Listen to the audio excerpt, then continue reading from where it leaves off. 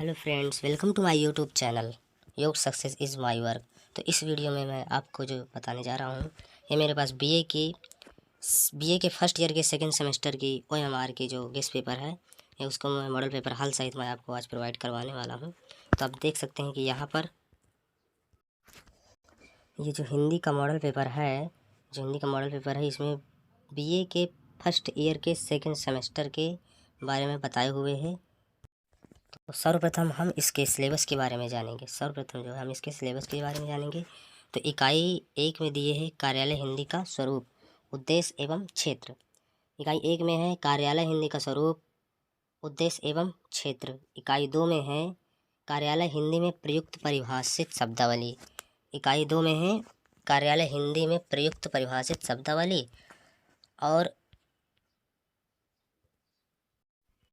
इसी प्रकार इकाई 4 में है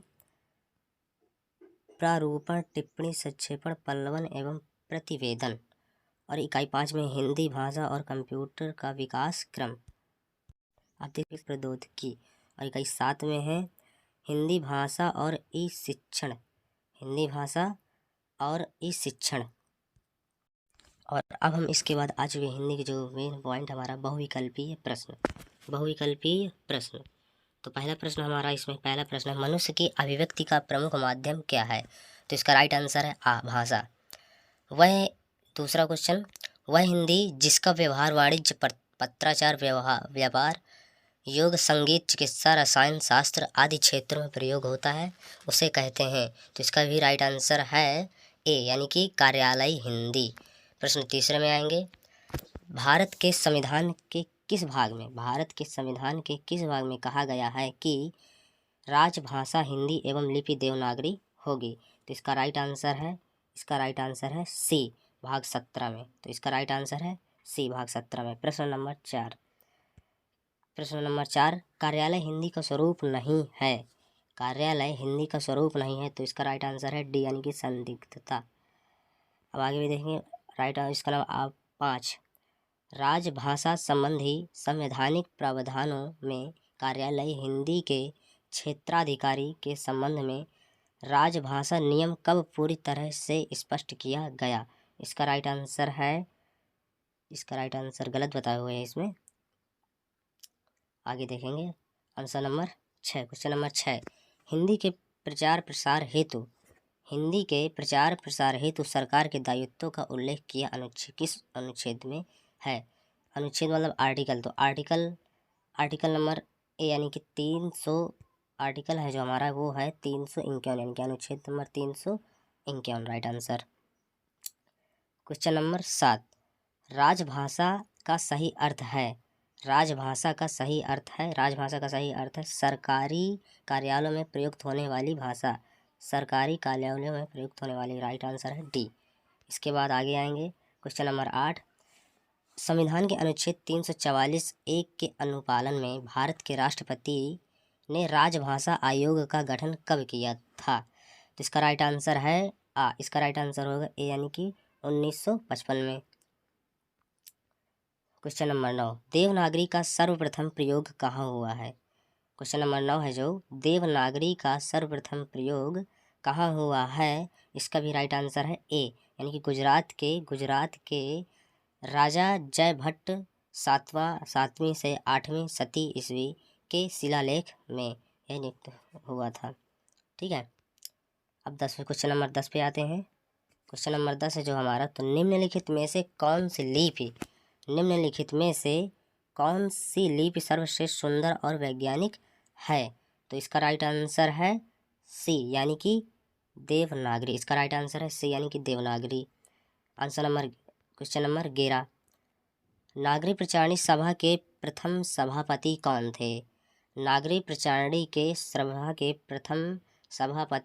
थे? तो इसका राइट आंसर है डी, यानी कि राधा कृष्णन दास। आगे देखेंगे क्वेश्चन नंबर 12, हिंदी साहित्य सम्मेलन का संस्थापक कौन था? तो इसका राइट आंसर है बी, पुरुषोत्तम दास टंडन। यस दोस्तों, इसका राइट आंसर है डी, पुरुषोत्तम दास टंडन। उत्तर नंबर 13 में आएंगे, वह हिंदी जिसका व्यवहार वाणिज्यिक, पत्राचार, व्यापार, योग, संगीत, चिकित्सा, रसायन शास्त्र आदि क्षेत्रों में प्रयोग होता है उसे कहते हैं। तो इसका राइट आंसर है ए, यानी का कार्यालय हिंदी। ठीक है बच्चों, ठीक है दोस्तों। अब इसके बाद देखें 14 नंबर, यदि कार्यालय हिंदी की प्रवृत्ति की जांच करें तो हम पाते हैं कि कार्यालय हिंदी का एक विशिष्ट रूप विकसित हो गया। यह कथन किसका है?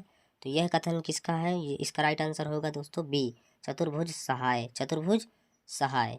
अब हम आगे देखेंगे उत्तर नंबर 15, जो क्वेश्चन नंबर है वो हमारा 15 है। कार्यालय हिंदी की विशेषता है, तो इसका राइट आंसर होगा दोस्तों ये सभी, टी। इसका राइट आंसर होगा ये सभी, निवैयक्तिकता, तथ्यों में स्वपूर्णता एवं स्पष्टता और असंदिग्धता, ये इसका राइट आंसर है डी, यानी कि ये सभी तीनों है।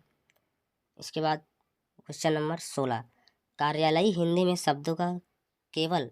ही स्वीकार किया जाता है, तो इसका राइट आंसर है सी, यानी कि अभिधार्थ में इसका राइट आंसर है सी, यानी कि अभिधार्थ।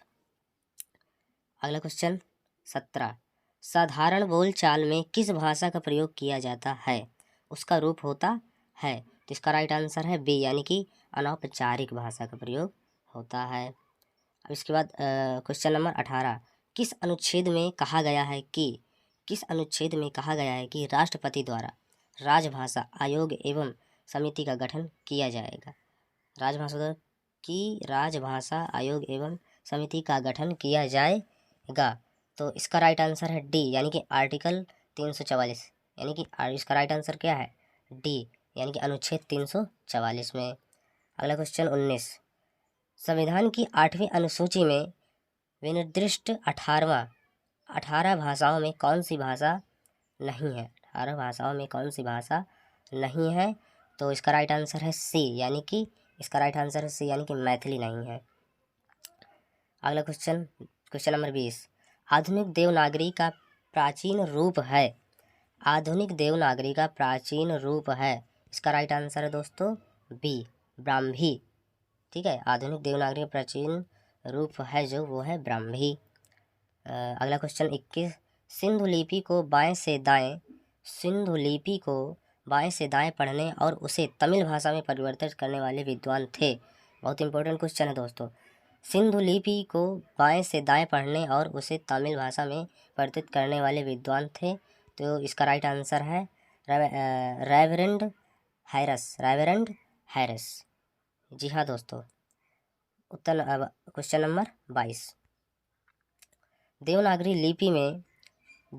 लिपि में सुधारों का आरंभिक प्रयत्न किसने किया था? तो इसका राइट आंसर है सी, यानी कि बाल गंगाधर तिलक ने। इसका राइट आंसर है सी, यानी कि बाल गंगाधर तिलक ने। अगला क्वेश्चन 23, अगला क्वेश्चन है वो है 23। इसमें हम देखेंगे दोस्तों कि क्वेश्चन नंबर 23, हिंदी साहित्य सम्मेलन प्रयास की स्थापना कब हुई थी? इसका जो बहुत इंपॉर्टेंट क्वेश्चन है, हिंदी साहित्य सम्मेलन प्रयास की स्थापना कब हुई थी? तो इसका राइट आंसर है ए, यानी कि 1910 ईस्वी में। इसका राइट आंसर है ए, यानी कि 1910 ईस्वी में। अगला क्वेश्चन 24, भारत सरकार का कौन सा विभाग हिंदी को इलेक्ट्रॉनिक मीडिया और कंप्यूटर को सक्षम भाषा बनाने हेतु सतत प्रयत्नशील है? तो इसका राइट आंसर होगा दोस्तों सी नंबर, यानी कि इलेक्ट्रॉनिकी भाषा। अभी इकाई जो दोस्तों है वो हम अगले वीडियो में हम आपको प्रोवाइड करा देंगे। इकाई जो दूसरी है हम आपको अगले वीडियो में प्रोवाइड करा देंगे। तो अगर वीडियो आपको अच्छी लगी हो और इसी तरह वीडियो देखने के लिए चैनल को सब्सक्राइब और वीडियो को लाइक करें। जय श्री राम, जय हिंद।